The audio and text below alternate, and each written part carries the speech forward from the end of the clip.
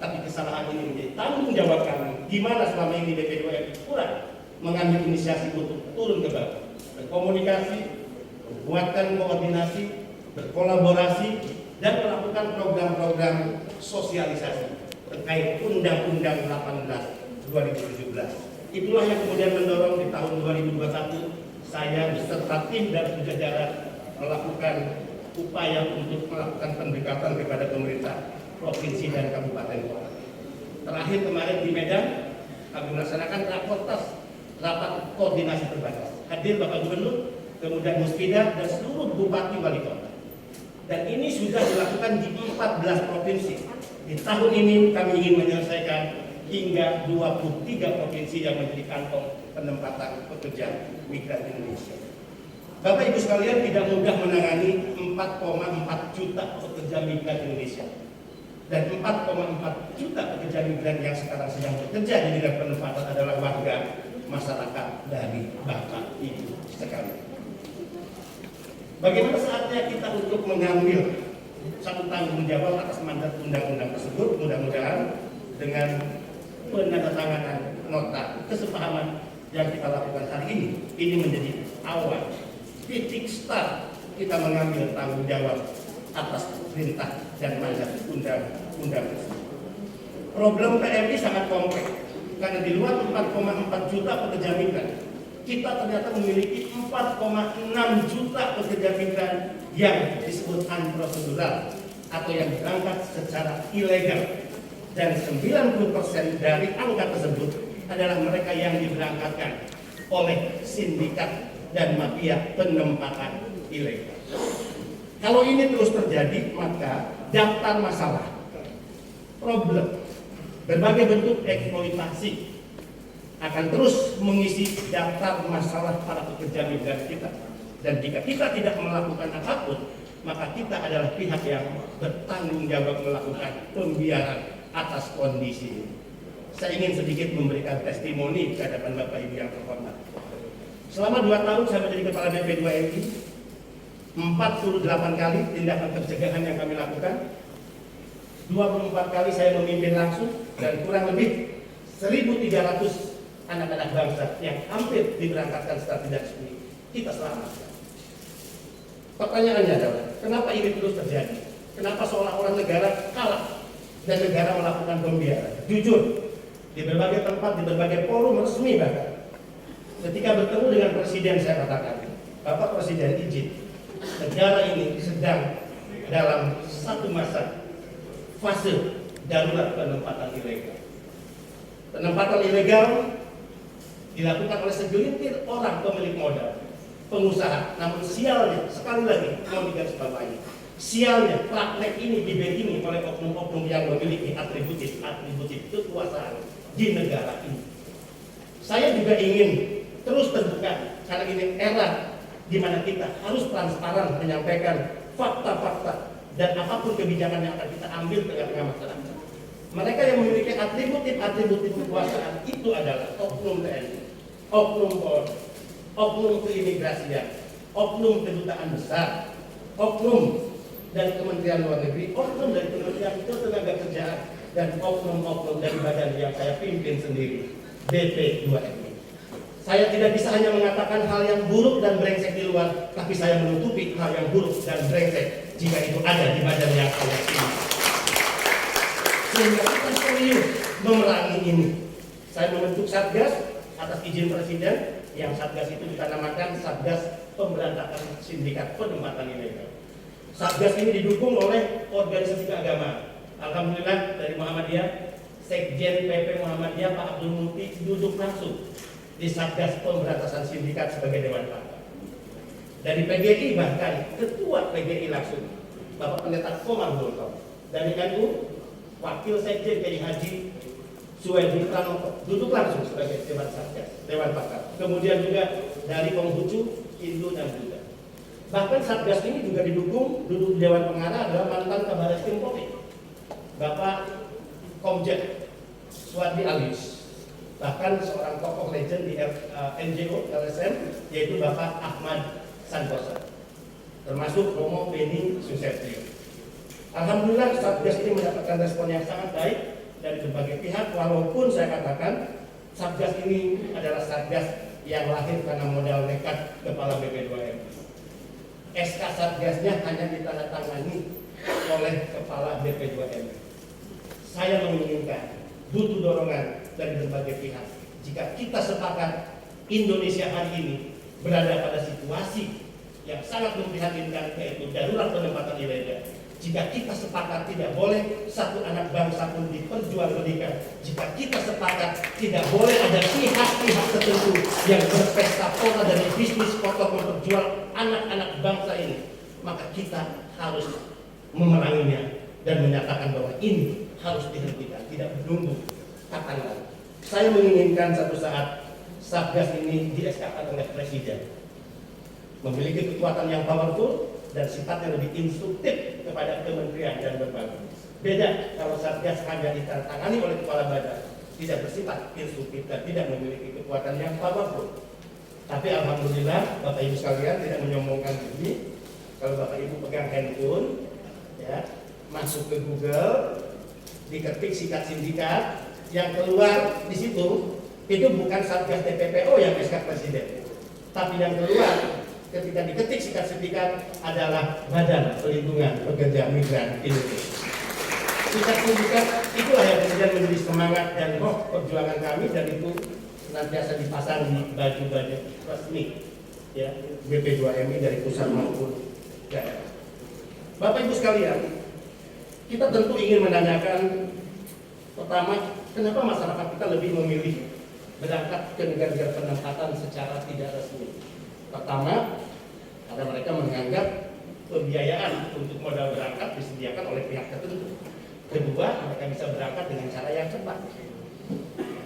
Ini harus kita jawab bahwa pertama, mereka harus kita yakinkan apapun pilihan dengan alasan tadi, bahwa berangkat tidak resmi menjadikan mereka sebagai mangsa human trafficking, perdagangan manusia, dan mereka rentan mengalami berbagai eksploitasi. Catatan saya, 2 tahun saya menangani 1.300 jenazah kepulangan dari luar negeri Indonesia, dan 870 mereka yang sakit, cacat secara fisik, depresi, hilang ingatan, dan lain sebagainya. Mereka rata-rata 90% adalah yang dulu diberangkatkan secara tidak resmi ke negara-negara penempatan. Belum lagi Bapak Ibu sekalian, setiap hari, setiap waktu petugas kami di lapangan, di pintu-pintu masuk udara, bandara, laut, pelabuhan, maupun darat, di perbatasan, Entikong, Nunukan, mereka harus dideportasi dari negara tetangga kita Malaysia, dan tidak hanya dideportasi dalam kondisi yang mereka tidak memiliki apapun. Dulu berangkat ke Malaysia membawa koper, kembali hanya membawa kantong kresek, dan bahkan banyak dari mereka yang turun dari pesawat menggunakan alas kaki, sendal pun tidak. Kita ingin PMI adalah dignity negara ini. Kita ingin siapapun anak bangsa yang bekerja di luar negeri, mereka adalah wajah dari bangsa ini. Sehingga kita dengan serius memerangi penempatan ilegal, sembari tentu mendorong penempatan secara resmi dengan mempersiapkan para pekerja yang memiliki kualifikasi kompetensi, keahlian, keterampilan di sektor-sektor pekerjaan yang mereka pilih. Juga tentu berangkat setelah melewati berbagai pelatihan yang menjadi syarat mereka, selain dilengkapi oleh berbagai dokumen yang sangat resmi. Mereka adalah pahlawan devisa yang kita telah mencanangkan sebuah komitmen. Setiap pahlawan devisa harus mendapatkan perlakuan hormat negara, dan itu menjadi bagian dari lirik lagu yang saya ciptakan sendiri, ya, di Mars BP2MI tadi. Saya sepakat dengan Presiden mengatakan lindungi PMI dari ujung rambut hingga ujung kaki. Presiden mengatakan mereka adalah pahlawan devisa. Presiden menekankan mereka harus berikan perlakuan hormat oleh negara. Tidak boleh lagi kita menyaksikan di bandara, tiba di tanah air mereka terlantar.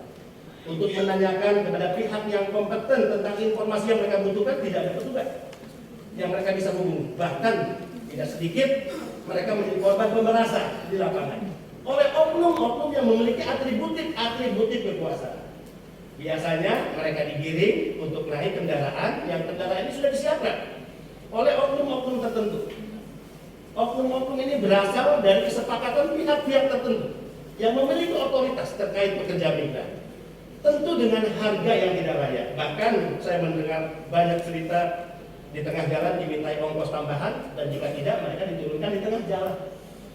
Kemudian mereka digiring juga jika tiba di bandara untuk masuk ke loket-loket penukaran mata uang asing. $1 misalnya 13.000, tapi hanya diberikan ke mereka 10.000. 3.000 dari per $1 dikumpulkan, dan itu menjadi hengki-hengki orang-orang tertentu yang sekali lagi memiliki atributif kekuasaan. Ini menyedihkan. Sehingga Presiden mengatakan dan memerintahkan langsung kepada saya dan Menteri BUMN, bagaimana perlakuan format itu di Bandara Soekarno-Hatta. Bapak Ibu sekalian, sekarang sudah ada lounge yang dibangun khusus untuk pekerja migran Indonesia.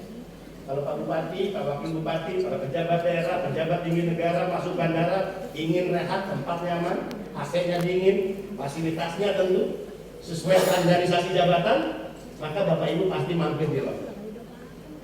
Lounge hanya bisa dinikmati oleh para pejabat tinggi negara, para kepala daerah, para anggota DPR, bisnismen, orang yang punya uang. Tapi sekarang Bandara Soekarno-Hatta Terminal 3 PMI memiliki lounge yang sama mewahnya dengan lounge yang digunakan oleh pejabat. Bahkan fast track, jika Bapak Ibu dari luar negeri, setiap mereka yang disebut ofisial diplomatik, paspor warna hitam, pejabat tinggi negara anggota DPR selalu mendapatkan jalur khusus agar tidak antri dan juga tidak berdesak-desakan dengan penumpang umum. Special track itu hanya bisa berlaku di bandara saat masuk pemeriksaan imigrasi untuk ofisial diplomatik, kru pesawat, dan kaum difabel. Sekarang di Bandara Soekarno-Hatta disediakan selain lounge, fast track, special track untuk pekerja migran Indonesia. Dulu kita juga menemukan sebuah praktek curang, praktek jahat, di mana di satu sisi konstitusi kita, kalau kita lihat pasal 27, setiap warga negara berhak mendapatkan pekerjaan yang layak. Pertanyaannya adalah, jika peluang kerja di dalam negeri terbatas, apakah bekerja ke luar negeri dilarang oleh negara? Tentu tidak. Tapi bagaimana negara memfasilitasi setiap warga negara untuk bekerja ke luar negeri? Di satu sisi negara menjamin, tapi tidak ada fasilitas yang disiapkan negara secara serius. Padahal untuk bekerja ke luar negeri, setiap calon pekerja membutuhkan modal bekerja yang tidak kecil. Pertama, dari mana mereka mempunyai uang untuk biaya pendidikan dan pelatihan yang kurang lebih 7 juta? Saya tanya kepada Bapak Ibu, para pemimpin daerah, sudah sanggupkah daerah mengalokasikan anggaran sebagai bentuk ketaatan atas perintah Undang-Undang 18/2017 di pasal 4041 bahwa penyelenggaraan pendidikan dan pelatihan adalah tanggung jawab pemerintah daerah? Siapa mereka? Warga masyarakat Bapak Ibu sekalian. Kami tentu memahami kondisi fiskal setiap daerah. Kami tentu memahami keinginan kuat memberikan perlindungan, tapi tidak berbanding lurus dengan kondisi keuangan daerah. Sehingga itulah modal bekerja untuk pelatihan dan sertifikat yang harus mereka dapatkan kurang lebih 7 juta, modal untuk biaya paspor, biaya visa, biaya tiket, biaya mobilisasi dari rumah ke tempat penampungan atau tempat pelatihan, juga ke bandara. Jika rata-rata 30 juta, itu tidak perlu lagi PMI atau calon pekerja menjual harta milik keluarga atau meminjam ke rentenir. Negara sekarang sedang menyiapkan, besok dilaksanakan launching tour di Bandung. Saya langsung dengan Menko Ekonomi atau Menko Perekonomian Pak Erlangga melonsing kur PMI dengan plafon 100 juta untuk pembiayaan PMI yang dibayar dengan bunga yang sangat rendah 6% setiap bulannya ketika PMI bekerja di luar. Jadi mereka tidak perlu lagi menjual harta benda milik keluarga dan tidak perlu lagi meminjam ke rentenir. Bahkan saya sedang menyiapkan 2 kebijakan lainnya untuk pekerja migran. Kami sedang serius membahas dengan Menteri Keuangan, yaitu bea bebas masuk, ya. Apa namanya itu, Pak? Ya. Kebijakan tentang bebas bea masuk, ya. Jadi pembebasan bea masuk barang untuk pekerja migran Indonesia. Karena banyak barang-barang PMI disita Pak oleh bea cukai, kemudian itu tidak pernah dikembalikan kepada PMI. Dan sekarang kita ingin ada pembebasan bea masuk barang TNI untuk kategori jenis barang-barang tertentu yang kemudian juga berapa besar, berapa berat, agar TNI teredukasi. Setiap pulang dari negara penempatan, barang-barang yang dikasih oleh majikan sebagai hadiah, barang-barang yang dibeli sebagai oleh-oleh untuk keluarga, dia tahu persis barang apa yang harus dibawa sehingga tidak disita oleh bea cukai. Kami juga sedang menyiapkan dan pembicaraan sedang serius dengan Kementerian PUPR, yaitu program pengadaan perumahan untuk pekerja migran Indonesia, perumahan bersubsidi untuk pekerja migran Indonesia. Bapak Ibu sekalian, mudah-mudahan apa yang kita lakukan hari ini akan memperkuat kolaborasi kita, mempersiapkan SDM yang benar-benar tangguh, karena mereka adalah harga diri negara kita, dignity negara kita, maka mempersiapkan SDM yang memenuhi kualifikasi, kemudian juga memiliki keahlian dan keterampilan di sektor pekerjaan yang mereka pilih untuk bekerja di negara penempatan benar-benar bisa disiapkan. Tidak hanya oleh BP2MI, tapi juga oleh daerah dan juga oleh perguruan tinggi dan juga lembaga-lembaga pelatihan yang ada di negara kita. Kami akan membantu dengan upaya dan kewenangan yang kami miliki. Jika pemerintah daerah sudah menyiapkan SDM, seberapa banyak untuk negara mana, kami tinggal mempertemukan dengan perwakilan luar negeri dan juga pihak user atau perwakilan program negara penempatan. Demikian juga dari perguruan tinggi. Mudah-mudahan kerjasama ini tentu bukan kerjasama yang hanya seremonial, cukup penandatanganan dan tidak ada action di lapangan. Tentu bukan itu yang kita harapkan. Mudah-mudahan acara hari ini juga bisa menjadi energi positif bagi pihak-pihak lain untuk terus berupaya dengan kewenangan yang dimiliki memberikan perlindungan kepada para pekerja migran Indonesia. Untuk para kepala daerah, Bapak Ibu sekalian, mohon dengan sangat, karena memang undang-undang telah memberikan mandat, yang paling minimal adalah satu, segera dibuatkan perda. Kalau tidak perda, perbuk bisa, perwali bisa, yaitu perda, perbuk, perwali pelindungan terhadap pekerja migran Indonesia, agar rakyat masyarakat Bapak Ibu sekalian merasa dilindungi oleh pemerintah daerah. Kedua, terkait penyiapan SDM dan tentu terkait biaya yang dibutuhkan oleh setiap TNI. Kami paham tentang kondisi fiskal daerah dan itu serahkan pada kami, dan kami telah memiliki skema untuk pinjaman tanpa agunan dengan kredit yang bunganya yang sangat rendah bagi setiap pekerja migran Indonesia. Mohon doa atas kerja-kerja yang kami terus lakukan. Kita ingin membuktikan kepada siapapun bahwa negara ini hadir dalam memberikan perlindungan kepada setiap warga negara. Berhadapan dengan sindikat dan mafia penempatan ilegal, saya di mimbar yang terhormat ini selalu ingin mengatakan kepada mereka, saya kepala BP2MI dan negara akan menjadi mimpi buruk bagi kalian. Kita tidak akan berkompromi, bernegosiasi dengan kalian, karena yang kalian lakukan, perdagangan manusia, adalah kejahatan kemanusiaan yang tentu tidak memiliki tempat di negara. Kita juga tidak boleh membiarkan Bapak Ibu sekalian di kepala, di otak para mafia seolah-olah karena mereka memiliki uang, seolah-olah mereka bisa mengendalikan negara ini. Tidak. Negara ini negara hukum. Kita juga tidak boleh memberi ruang di otak, di kepala mereka seolah-olah dengan uang yang mereka miliki, mereka bisa membeli kita yang ada di tempat itu, atau membeli para aparatus negara yang disumpah atas nama Tuhan dan agama untuk mengurus rakyat di negara. Sekali lagi, insya Allah yang kita lakukan akan senantiasa bernilai ibadah, Bapak Ibu sekalian, karena yang kita urus dan kita tangani ini adalah rakyat Indonesia yang memiliki mimpi indah. Mereka suatu saat bisa bekerja ke luar negeri, mendapatkan uang yang cukup, menjadi tabungan, pulang ke Indonesia, menjadi modal ekonomi agar anak-anaknya tidak terputus pendidikannya.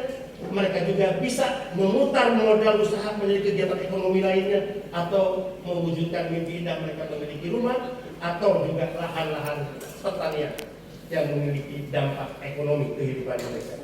Terima kasih, mohon maaf jika ada hal yang kurang berkenan. Salam sehat dan tetap semangat. Salam merah putih bendera kita bersama. Wallahul muwaffiq ila aqwamit thoriq. Assalamualaikum warahmatullahi wabarakatuh. Terima kasih kami sampaikan kepada Bapak Denny Saryani. Kami silakan untuk kembali ke tempat. Baik, pada akhir acara nanti kami akan mengundang kepada Kepala